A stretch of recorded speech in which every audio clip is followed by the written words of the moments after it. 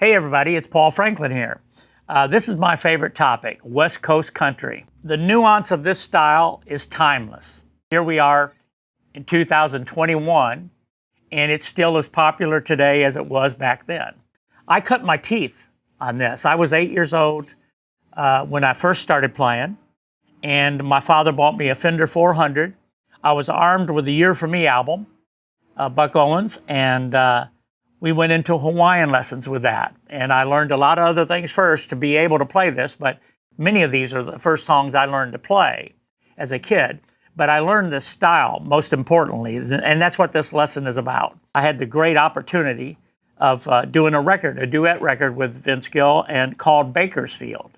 And on that record, we tackled that whole element of that region, the Bakersfield region, which was Merle Haggard, Tommy Collins, Wynn, Stewart, and all those. We chose mostly Buck Owens and Merle Haggard songs. There are several contributors, but mostly Ralph Mooney for that period.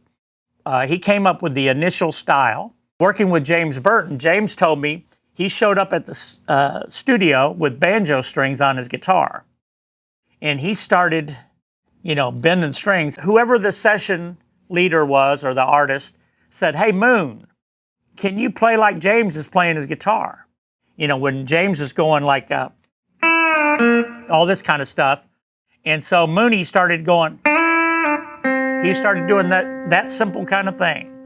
And the style was born. Now from that style, during this period of when we chose to do Bakersfield, we thought, these are Monets, Rembrandts, Picassos. Why try to remake something that's great? You're only going to be second or third best at doing that. So what we decided to do was we looked at the overall period of music. As hit records do, they influence other cities that make music. So you had Buck Owens, Merle Haggard, and Wynn Stewart, these guys having hits on the West Coast. Well, artists in Nashville were going, "Hey, give me some of that West Coast sound," to whoever the steel player was on the record. In most cases, it was Buddy Emmons, Jimmy Day, some Pete Drake. And so the Nashville players also started doing things like this, putting those little snaps in their pedal. The influence of that period is largely Ralph Mooney and Jay McDonald. And then J.D. Manis came in and worked for Buck Owens in the late 60s. And Tom Brumley. Tom Brumley played with Buck and took Mooney's place, or Jay McDonald's place. Everything that you're going to learn in this lesson, this series, is not going to be just Ralph Mooney, but it's going to be Mooney influence, let's put it that way.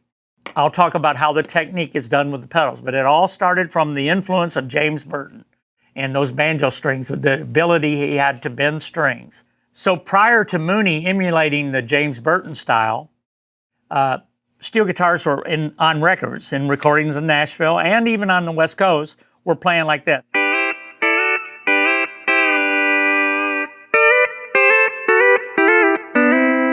We were doing those kind of bends. But then Mooney, emulating James Burton, it all came in.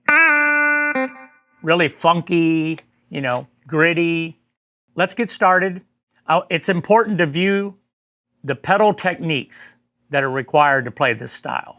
So that's where we'll go next.